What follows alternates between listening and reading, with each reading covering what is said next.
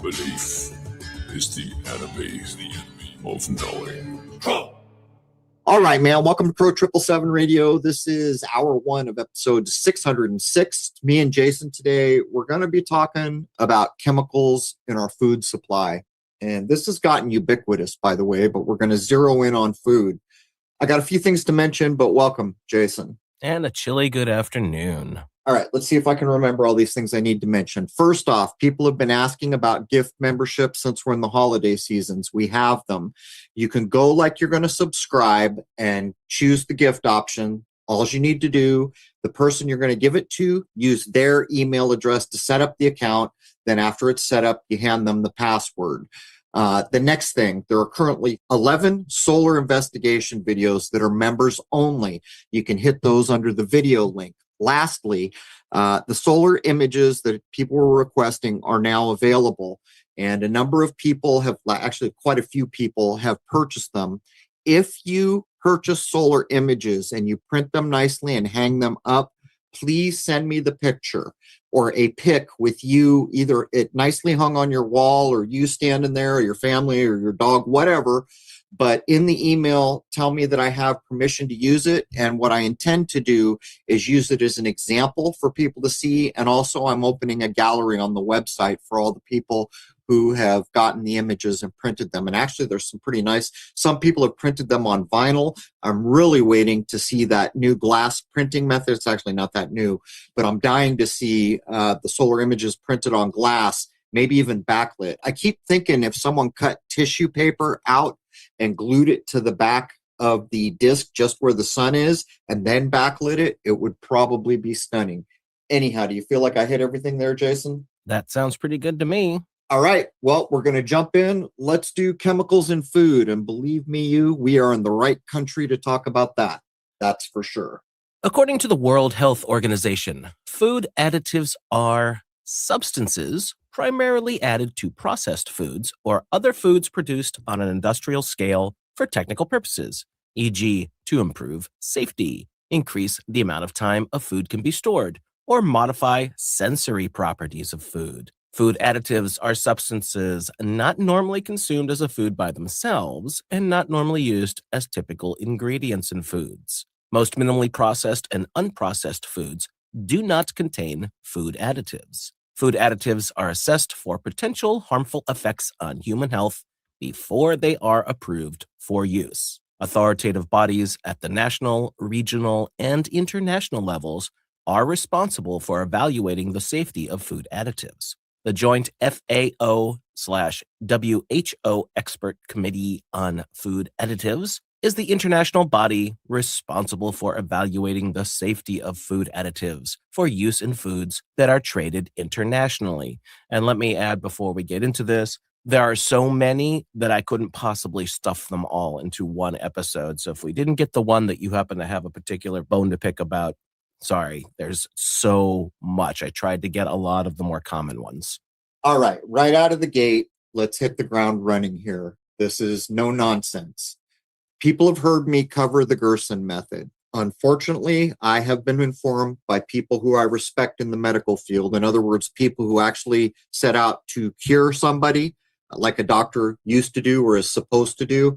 And they told me that Gerson, when Charlotte Gerson passed away, that corporate concerns have really messed things up over there. I do not know this firsthand, but I've been told this by 3 or 4 separate people, and I've heard it second or third hand a number of times. So that's fair warning. But her books that she printed and published are still available and should, unless they've been updated somehow, have the good old information. Getting back to the main point. They want to claim food safety with these chemicals. And it's a bit ironic because here's the facts, Jack. If you eat food that has not been alive or even stored on a shelf for a long period of time, for most foods, the longer that has gone on, the more troubles you're going to have when you get older. The Gerson method is based on a very simple premise. You juice these juices that are high in nutrients. Everyone knows the nutrients is the big deal. It's why we're eating food. But it is juiced in a way that does not destroy the life essence. It doesn't shatter all the little cells and everything. In other words, if I take a carrot home from the grocery store, I can rinse it off, stick it in the ground, and it will grow. Why is that? Because there's still life essence in the carrot. In the Gerson method, using that as the example, when they juice it, they don't destroy the life essence with spinning blades and heat, which means when you drink it, you are drinking life. That is the problem with the food supply, the processed food supply with all the chemicals in it, is we are eating dead things. And what's worse, the things that should be alive have been homogenized, boiled, cooked until all the life is out of them. So I just want to get that plain as day clear. If you don't eat something that is alive or has life essence in it every day, probably that will get to be a problem when you get older. And that's not even counting the things that they say are food and stuff in packages wrapped in plastic. That's a key point. Half of the stuff that gets called food isn't food at all. By my definition, food should be nutritious. So if you're eating something that is completely what they call empty calories, the nutrition just simply isn't there. And these things are bad for you. So when you want to claim food safety, what you're saying is, well, we didn't want you to eat bad, rotting, or molding food and supposedly get sick, but we have no problem if you eat this kind of stuff for 50 years and then get every malady known to man, basically. So let's start things off with a very drastic comparison on a common, well-known food item that is produced in the United States versus Canada and the United Kingdom. McDonald's French fries. In the UK, the stated ingredients are potatoes, non-hydrogenated vegetable oils, meaning rapeseed, dextrose, predominantly added at the beginning of the potato season, prepared in the restaurants using a non-hydrogenated vegetable oil. Salt is added after cooking. So as you can see, starting with the UK, that's pretty minimal. So basically, we're going to touch on a point here that is so telling at a level that is undeniable to me. There was a clip floating around YouTube not too long ago where a guy had taken Fruit Loops from, I think it was Canada, another country, Fruit Loops, and then American Fruit Loops. And he showed them. The one from not America was very muted colors, and the colors had been derived from things like blueberries, stuff like that to get the color. But it was not, neon color. He pulled out the American one, neon colors.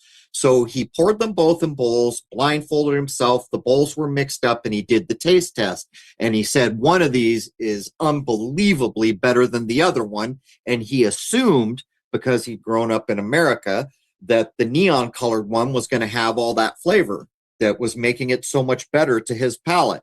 Well, it was the exact opposite. What he found out was the one from Canada that had not been neon colored with chemical color and all that was much better than the American version. But here's the point. If you are a major brand and you've got something like Fruit Loops, how is it that you can have the one that's sold in Canada, which has much fewer ingredients than the one sold here, where there are many more ingredients? Well, two things are obvious. The first thing is you've got two separate production lines, don't you? One of them is making fewer ingredients. So you have to have a completely different production, probably more expensive. If you're going to add ingredients on one hand, and this one has 5 and the other one has 20, doesn't it stand to reason that the one with more ingredients will probably be more expensive? The second thing is the intent behind that. In business, what do you seek to do? You seek to make money. So in a normal world with normal business, whether it's food or any other thing, you try to simplify and make it as basic and straightforward as you can in production, not make two different ingredients. Not, you can see where I'm going here. So the intent is on the table.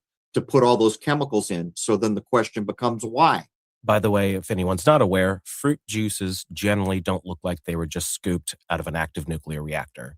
So the coloring's a little different. Much more muted. It's almost shocking to see the difference.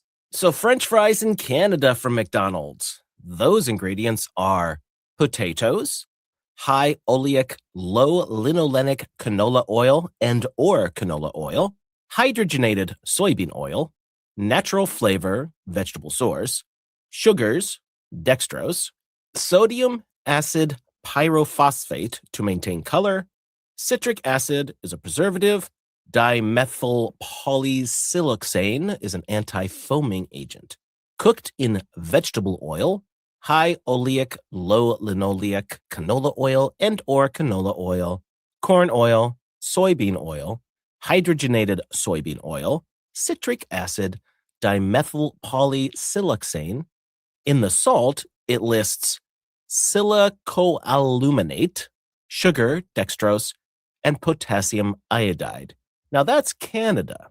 So we've gone from basically 3 ingredients in the UK, and now we've gotten into Canada. The closer we get to America, the worse it gets. Is that how this works?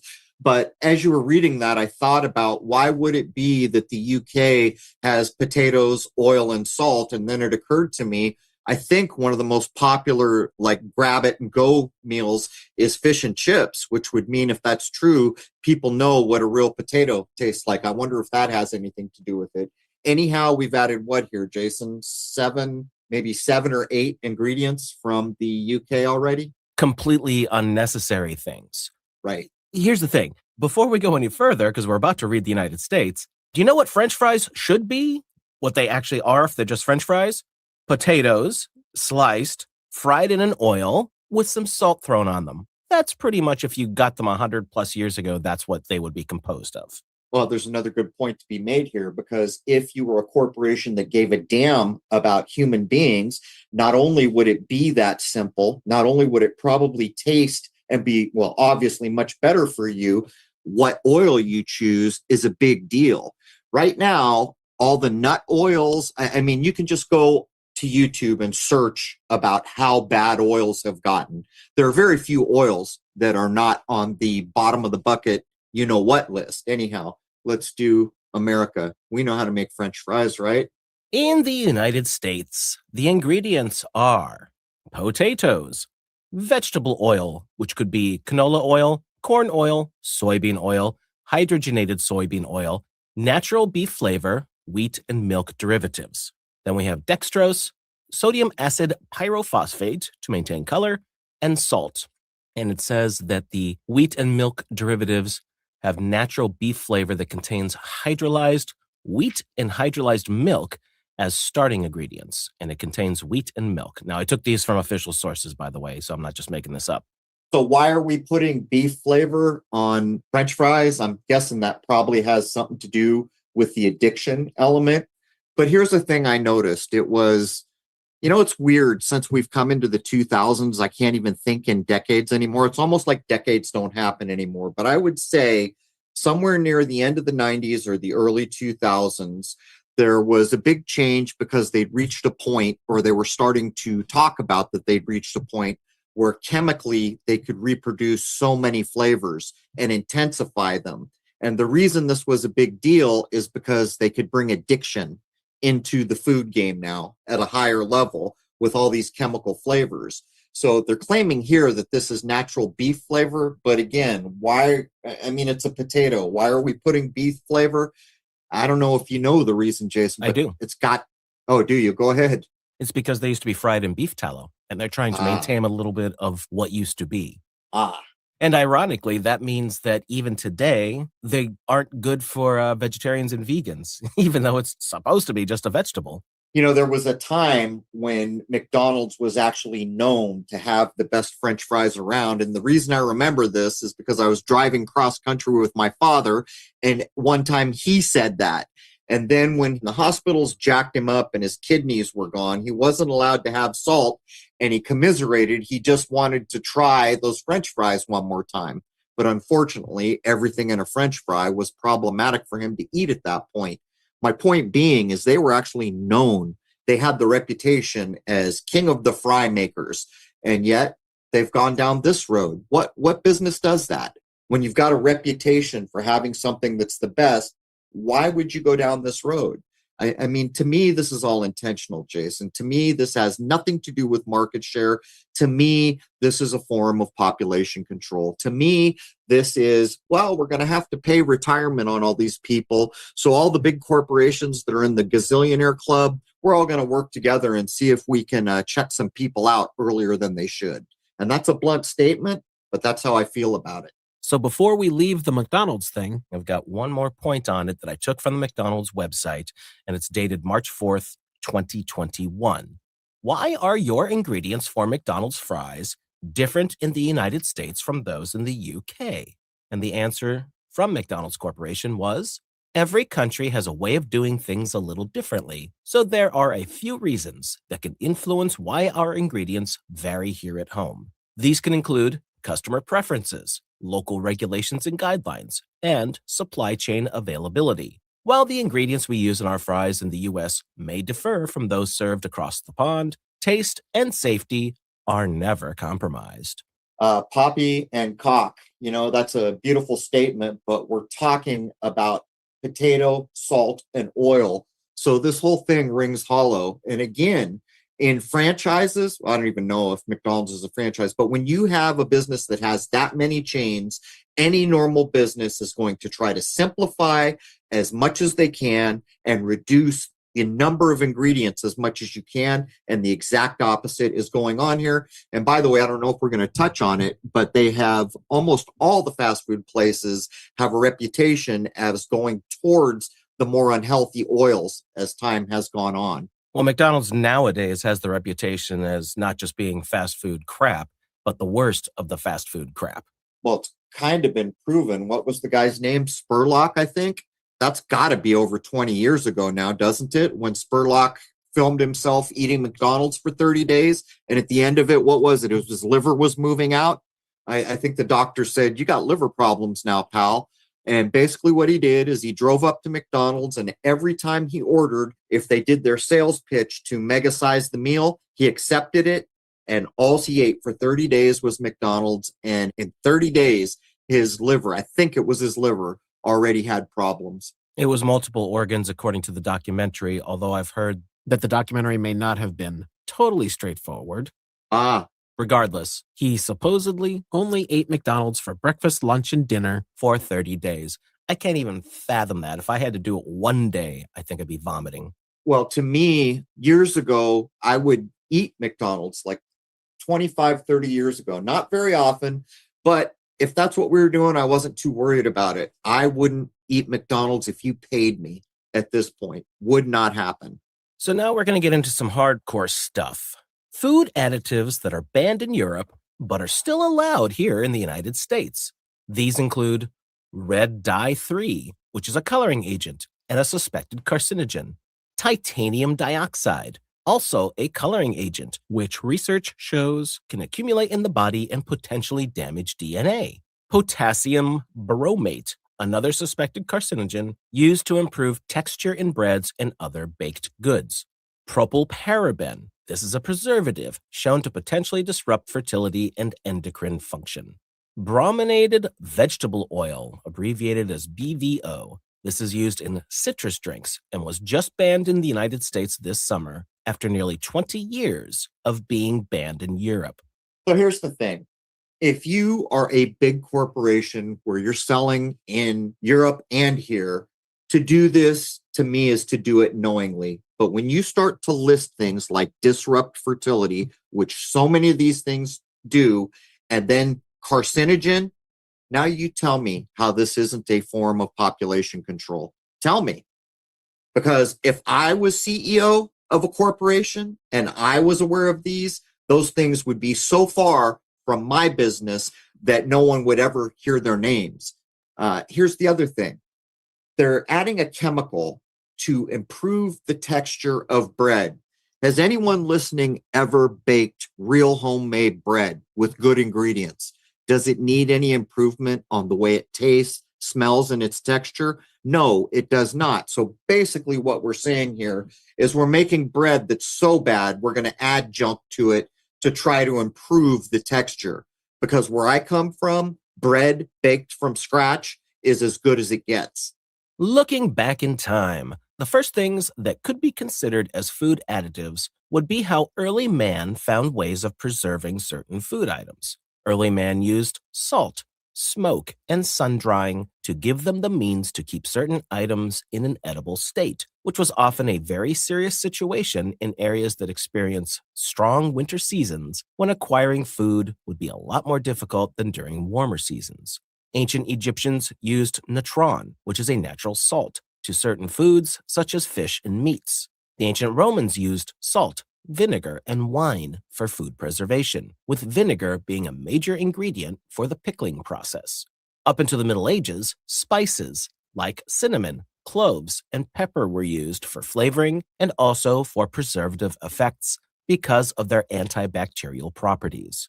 So again, we have all these methods which are not only suitable to preserve food, many of them are actually healthy. But we've come to such a state that even trying to salt food, now you better pay attention to what kind of salt you're using. Because if you're using what they call table salt, not a good thing. And ironically, and I hope I don't get this wrong, some of these salts that are supposedly not very healthy for you, they're in a cube shape, which means that little particle of salt has the angles of sorrow all over it, which is a bit of a side idea. But I'll repeat a thing I said a long time ago because I heard it like from people who should know. There was a claim, and by the way, I can't possibly for sure know what I'm about to say is true, but I have reason to think there's something to it. There was a claim that during Vietnam, when American soldiers were killed, their bodies wouldn't break down anywhere nearly as quickly as the Vietnamese would, and that was attributed to the Western diet with all the preservatives in food. Now, I don't know for certain that this is true, but I heard it from people who were actually in Vietnam, and I've heard it more than once. If it's true, that is an interesting thing. But to get back to the point, if you have healthy ways to preserve food and you have a multi-million-dollar corporation, why wouldn't you incorporate those methods into whatever you're trying to do? Instead, what we're getting now, and there are clips everywhere on YouTube about people who are going to see how long it takes for a loaf of bread. And I've seen a couple of them where they're saying this has been out for 90 days and never once has mold come on this bread. So you can imagine, I mean, if you eat something like that for an extended number of years, there's no way that in the long run, you're not going to be paying the medical price, I would estimate. Now, the Vietnam thing is interesting. They ate sea rations for their, I don't know how many of their meals, but a lot of their meals, which were pretty much the same things that GIs were eating in World War II. So if that has something to do with it, there should be a correlation there that also the World War II bodies wouldn't have been decaying as much. But I don't know if, one, that's true, and two, if that would be the reason. Well, it's interesting you should say that because I live next door to a generational military family, and they had sea rations. I think that's what they were called at the time, from a World War II in Korea, and there were still cans.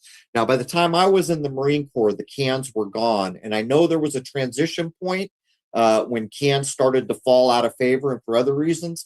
But there is a heck of a lot of science that has gone into making the MREs, the meal ready to eat for the modern soldier, with how can we give it a shelf life so it can travel, and how do we get the nutrition, you know, the old saying that an army marches on its stomach.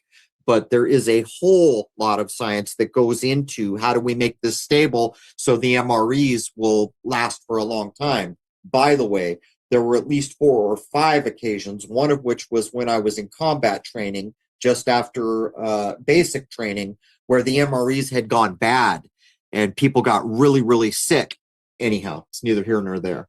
Into the 16th century, sugar was being increasingly used for sweetening and preservation, usually using fruits. Moving into the 18th and into the 19th centuries, the mass industrialization of food production was becoming a more normal occurrence. The use of chemical preservatives in food items was introduced, like boric acid for milk, which was later found to be toxic and was no longer used in the 20th century. Formaldehyde was another dangerous preservative added to keep milk from spoiling, which was causing many deaths, especially in children. Copper sulfate was used to give pickles a vibrant green color, obviously to make the items more appealing to customers. This was also found to be toxic, especially in higher amounts, and was also removed from use in the 20th century. In the 19th century, the Industrial Revolution led to numerous horrors with food processing additives, with things such as chalk, lead, and plaster of Paris being used for enhancement of appearance and increasing the weight of food items. The use of such things caused significant health issues at this time. By the 1870s, a grassroots movement called the Pure Food Movement began in Europe and the United States in an attempt to ensure food purity and quality, which would lead to the Pure Food and Drugs Act of 1906. Although not directly targeting additives, this act set the stage for future regulations. Which I guess are promptly being ignored at this point, which is kind of a pun, but not really. I mean, the 1870s, really? This goes back that far. We have had indecent, supposed human beings running food corporations that do this kind of thing, because it doesn't take a lot of common sense to comprehend that if you are putting what's used as embalming fluid, formaldehyde, into a product people are going to ingest, it is not possible, in my way of thinking, that you didn't know damn well what you were doing. How could it be otherwise? Saccharin. This is a non-nutritive artificial sweetener that is approximately 500 times sweeter than sucrose. However, it has a bitter or metallic aftertaste, especially at high concentrations. It is used to sweeten products such as baked goods, candies, and drinks, as well as tobacco products and excipients. It has also been used to mask the bitter taste of certain medicines. It was first produced by a chemist in 1879 and was commercialized shortly after its discovery, although not widely used. Its use became widespread during World War I due to sugar shortages. It had its detractors early in the 20th century, but its use continued. In the 1960s and 1970s, it became even more popular due to its use for diet food products, since it is a calorie-free sweetener. Also in the 1970s, studies on rats indicated that high doses of saccharin could cause bladder cancer. This led the FDA to propose a ban on saccharin in 1977, which led to a significant public outcry.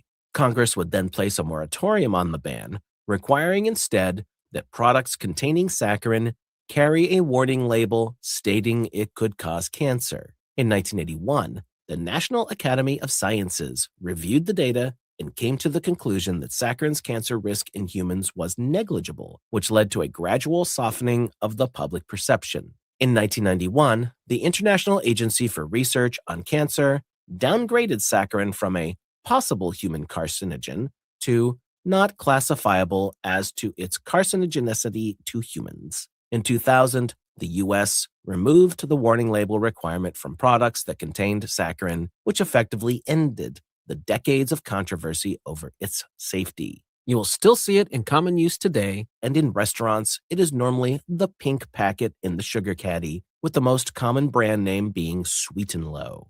Interestingly, another chemically created artificial sweetener, cyclamate, which is 30 to 50 times more sweet than sucrose, is currently banned in the United States, but not in many other countries in the world, where it is often mixed 10 parts cyclamate to 1 part saccharin, as this combination is said to mask the off taste of both artificial sweeteners when tasted alone. And yet another artificial sweetener was accidentally discovered by a chemist in 1965, aspartame. This one is approximately 200 times the sweetness of sucrose. There's been a crazy amount of controversy regarding this particular chemical creation, but it is currently legal in the United States, with the brand name Splenda being one of the most well-known. To go backwards at this, aspartame came on like a bolt of thunder, and if you pay attention to labels, which you should, you will be shocked at how many things have aspartame. And by the way, I regularly look at things like gum if I'm just standing around waiting to check out. I read the labels to see what's in them. And ironically, you will see gum that has not only high fructose corn syrup in it, but aspartame. Why? Why? You've already got the sweetener in it. Everybody knows aspartame is bad news. I'm a person who used to occasionally like to chew gum. It is not that easy to get gums that don't have bad things in them anymore. But backing up to this earlier part of the story, when they first began to warn people back in the 70s about cancers, it occurs to me, my grandparents died of cancer, both of them, in the late 1970s. But it was not as usual as it is now. So it occurs to me that when they were warning people in an era where cancer wasn't as rampant as it is today, it probably rang hollow. In other words, people were not as alarmed as they should have been. And that's kind of an observation on my part. But as time has gone on, cancer it's gotten worse and worse and worse. I don't know what the current statistics were, but not too long ago, it was like 1 in 3 or 4, something like that. Next, let's tackle the nasty stuff known as hydrogenated oils. The process of hydrogenation was not originally developed for food use, but for industrial purposes, usually as a lubrication agent. In the late 1800s, chemists discovered that metal catalysts could facilitate the addition of hydrogen to unsaturated organic compounds. The application of this process to liquid oils was patented in 1902, which enabled transforming the oils into solid or semi-solid fats. This innovation was crucial for producing things such as margarine from liquid vegetable oils, which was offered as a cheaper alternative to butter. The early 20th century saw the rise of other hydrogenated fats, such as Crisco, being brought to market in 1911 by the Procter & Gamble Company. Crisco is made from partially hydrogenated cottonseed oil and was marketed as a cheaper, more stable alternative to butter and lard, and significant efforts were made to change consumer cooking habits, which sadly worked to a fair degree in many households. It was around this time that the American diet saw widespread adoption of hydrogenated fats, a fact that is still true to this day.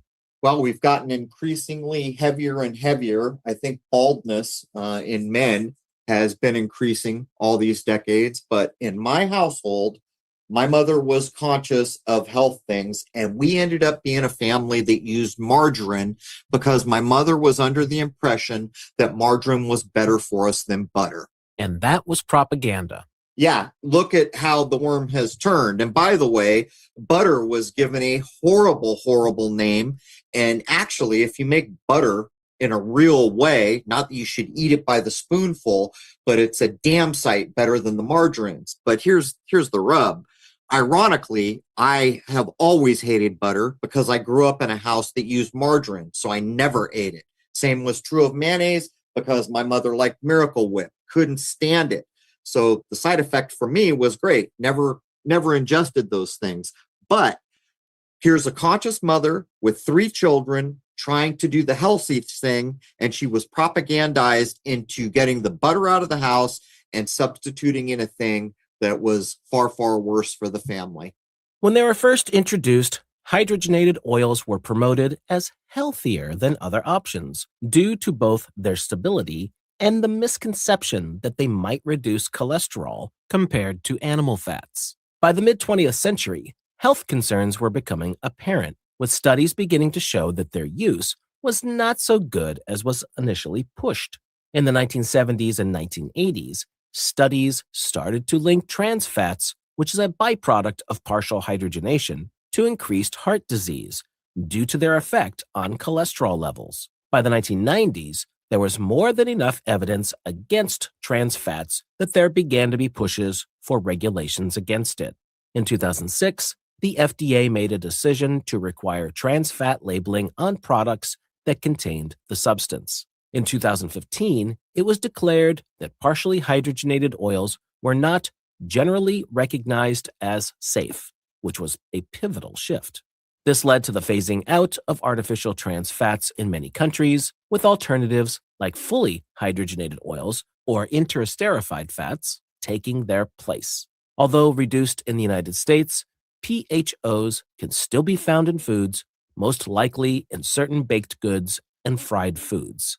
When did we become a nation that can't say or do anything? I mean, they're going to flip things around in 2015, and their statement is these oils are generally not recognized as safe. Why don't you just say what you mean?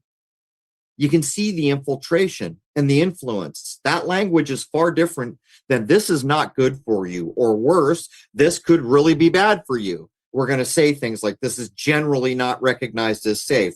But it makes me wonder if the massive corporate practice of doing a study to try to calculate how much money you're going to make on a product you know is harmful by the time people catch on and the lawsuits start coming, to try to figure out if you can make substantially more money than it will cost you to pay the lawsuits later.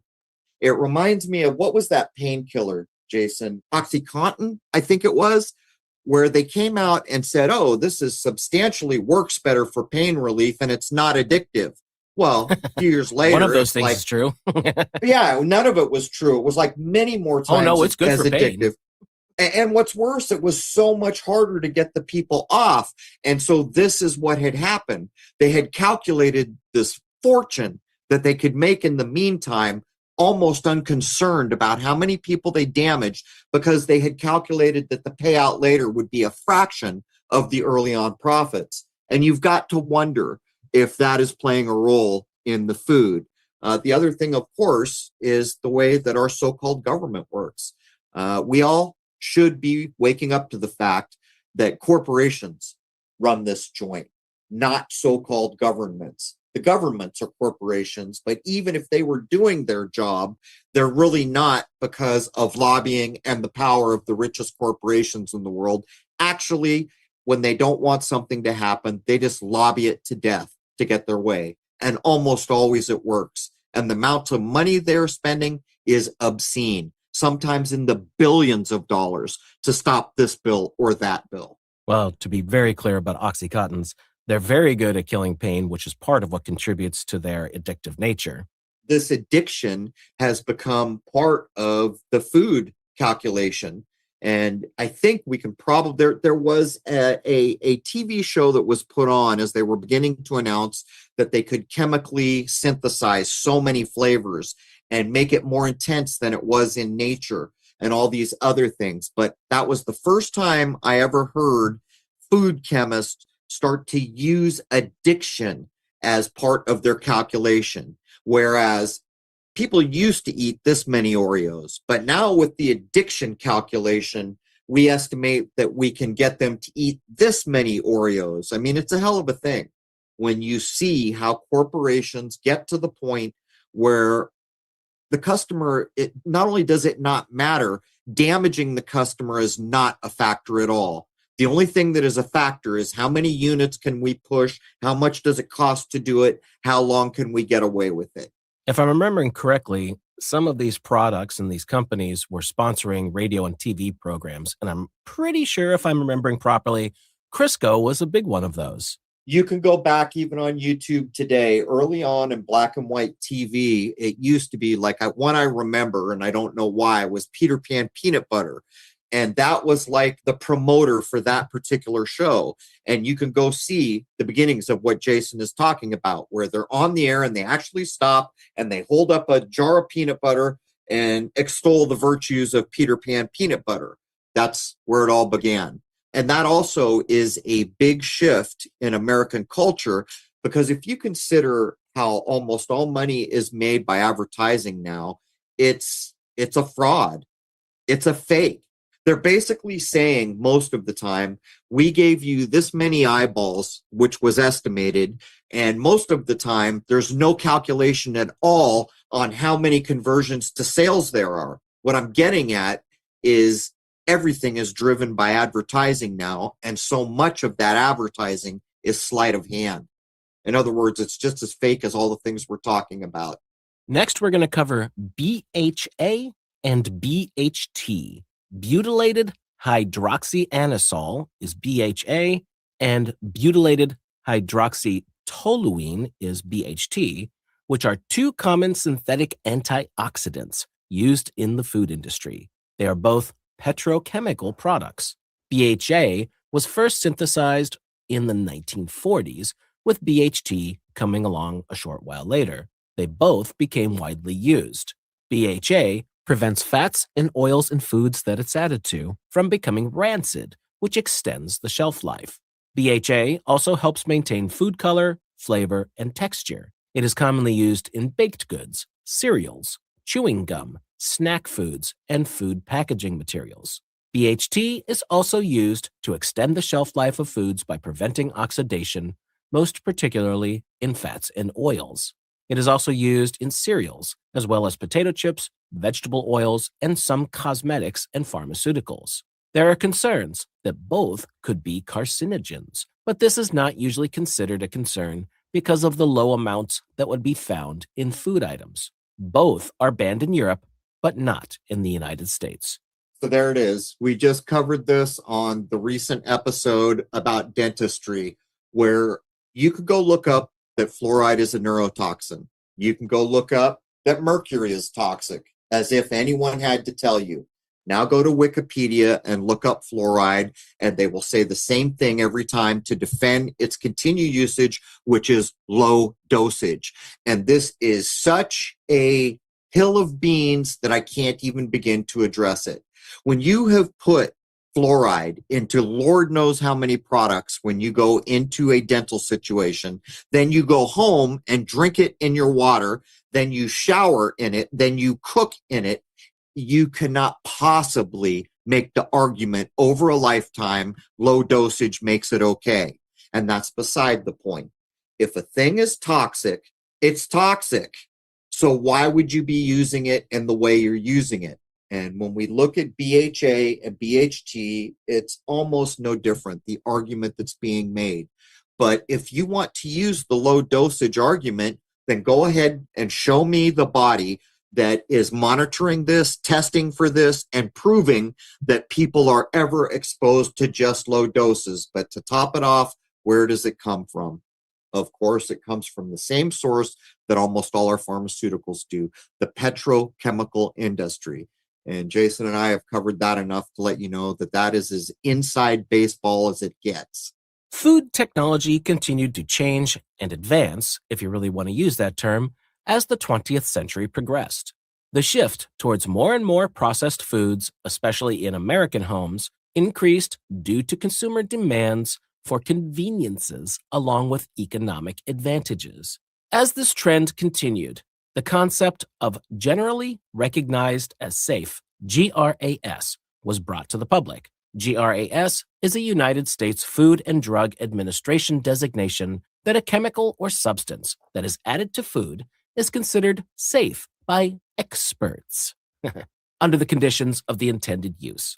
An ingredient that receives a GRAS designation is exempted from the usual Federal Food, Drug, and Cosmetic Act food additive tolerance requirements. The concept of food additives being generally recognized as safe was first described in the Food Additives Amendment of 1958. Initially, there were 700 food additive items that were considered GRAS, meaning that they were exempt from the new requirement of manufacturers to conduct safety tests before they would be allowed to be added to food. All additives introduced after this had to be evaluated by the new standards. The FDA list of GRAS notices is updated approximately each month as of the year 2021. I mean, you can see it in the language, what's going on here. Generally recognized as safe. I'm sorry, fellas. I'm not a moron. Either it's safe or it's not, or you don't know. There's only three options here. And if you're going to say generally recognized as safe, the intention is to get the person who hears that or is aware of it to say, okay, this is safe. But that is not what has been said. Nothing is black and white in the modern world. And there are reasons for that. Back in the day when the TV dinner came out, and I remember as a child, it had not been that long. It was back in the 50s, I think. Maybe it was Swanson's. I forget. Pretty sure it was Swanson's when the TV dinner hit. This is just like the 60s, destroyed the family unit, introduced drugs, and started completely changing the so-called culture of America. The food industry did that in spades. And the TV dinner is lock, stock, and barrel example, because now all of a sudden, the family's not sitting down at the dinner table. They're not saying grace. They're not spending time together. They're not talking. They're putting crap in an oven and then going to sit in front of the television. The meal is even named for that to get you to do it. But then they're also going to tie to this supposed generally recognized as safe moniker they've created, GRAS, which sounds natural, that experts have determined this. Well, anyone who wants to know about how the experts are used in these industries, go back and listen to our Bernays episode where their experts, their doctors, actually told us that cigarettes were healthy. By the way, those experts were responsible for getting women to start smoking cigarettes because culturally it was unacceptable up to a point. That's because it's toasted, tastes better and smoother. So for the last point for hour one, the 1950s, generally looked at as a wonderful time for most people in America, saw a lot of chemical preservatives being added into processed foods. The first one we shall tackle is sodium benzoate, the use of which goes back to the 19th century. Sodium benzoate is a salt of benzoic acid and is soluble in water. It is tasteless and odorless. It inhibits the growth of bacteria, yeast, and mold, hence its use as a food preservative. The FDA allows up to a 0.1% concentration of sodium benzoate by weight in foods and beverages. Some health concerns with its use are that it can convert to benzene, a known carcinogen, and therefore a cancer-causing agent. It can cause inflammation. There are links to ADHD, oxidative stress, and a small percentage of people seem to have allergic reactions to it.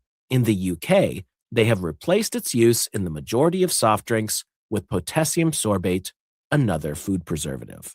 You know, you might ask, how come the UK is treated better? The US is in a particularly precarious place. And from my point of view, there's a few reasons. This place is big, very big. Most people who haven't traveled around the world don't recognize how big this country is. There are a lot of people here. A lot of the people here can still remember ideas of freedom and what it means to have rights and exercise them, and have freedom of movement, and have just about the best of whatever is available in the world. Back in a time where if you worked really hard, you know, you could get things. But even in our culture, if you're not that successful, you still have a car. There are plenty of countries in this world where cars are pretty much a luxury item to this day. We're being targeted. It is clear. And from my point of view, it's because there are so many of us. We have the right to bear arms. We have memories of freedom, and we pose a problem to the world takeover. How can it be otherwise that big corporations are putting things like sodium benzoate and don't know how bad it is for us? How can it possibly be that they don't watch the same movies that I do? When I look back at a movie from the 70s and the majority of people on screen are not overweight, balding. Some of the people, to include the women in those older game shows, have so much hair, it almost looks weird to us now for someone to have that much hair. It almost looks like a hair helmet to us now. And this is almost wholly due to our exposure to unhealthy things and the lack of nutrition and the exposure to chemicals. When you look at something like sodium benzoate, and I'm not even a doctor, how do you suppose something like that reacts in the natural flora that is in your gut? Things like this. How many doctors and health experts have we had on this show that say how important gut health is? And it would be telling if we could look at the top 10 CEOs of food corporations to see what they're allowing their family to have. It was not too long ago when I looked up and did research on the people who were creating applications and cell phone things, and every one of those CEOs limited their children's accessibility to these things, and some of them banned it outright. said, my children will not get this. But what was the most telling of all was some of the designers realized that in the designing of these tools that were going to go onto cell phones out into the public, they realized they were coming home from work to work on them, that they had addicted themselves during the creation of the product. This pulls us back around to food. I don't know how many times I've said it, but when you are going to take over or attempt to control a large number of people, one of the first basic steps is to separate them from nature. Why? Because nature is the gold standard for truth. There is no truth outside of what nature shows us and proves to be true. It cannot be made up. It cannot be facilitated. It is until it is recognized, or it is and is never recognized, but it is in nature. A person close to nature who knew damn well what a potato tasted like and was quite familiar would never be consuming what McDonald's is pushing as a French fry these days. And that goes right down the line. When we look at what's happening, and I made the pun in the episode image, what's the difference between a grocery store in America and a chemistry lab? And while it's a pun, it really isn't a pun. What's come to pass is that what nature shows us is that life is par excellence, top of the heap, the most important thing. In the world we currently exist in, that truth has been subjugated to the bottom of the basement. And all these other concerns are being allowed to go on at the expense of what is good for the living beings who make up this world. Anyhow, Jason, that was a big mouthful. Do you want to add anything? Well, we have a ton more to cover in hour 2. If this is the kind of thing you want to know about, but don't want to put in the many nights at the coffee shop that I did writing this episode, tune in for hour 2, because some of the information is just appalling when you read it. I am wholly against digital tools. I am wholly against the phone that I use very sparingly. And you can ask the people who know me. I use it for an occasional phone call or a text communication, and that is about it. I do not have apps on my phone. There is one app that I'm aware of where if I was going to break my rule and put apps on my phone, which I personally will not, that I think is quite helpful. It scans anything in a grocery store and it rates it right out of the gate. That is a useful thing that a cell phone can do for you. If you don't want to read labels and learn what all those words you can't pronounce means, there are some very good apps where you simply point it at the product and it'll tell you how bad it is. Here's the problem. When you go into a typical American grocery store, you're going to find out real quick that there's not very many things in there you want to buy if you're concerned with health. Anyhow, that is hour 1 of 606. Hour 1 is free to everybody at crow777radio.com. Members know to log in to get the full episode, and members get access to all the forums, all the threads, comment sections. They can create those things. They can stream the 2-hour film called Shoot the Moon that now has 10 awards in the world, and it contains all my older telescope work. It's got so many weird things, from the shooting orb to the lunar waves to the discovery of the so-called second sun, which I'm here to tell you I still feel is going to be a massive deal, hopefully within my lifetime. Also, members get exclusive access to my current solar work, which I hope will culminate with my high-end tools getting clean shots at the so-called second sun. With that, I want to wish everybody a happy, healthy, and higher-minded new era, and I truly hope to see you logged in for hour 2. We're going to do what we do best here, and we're going to knock it right down the line on the chemicals in food topic. There it is, man. Cheers.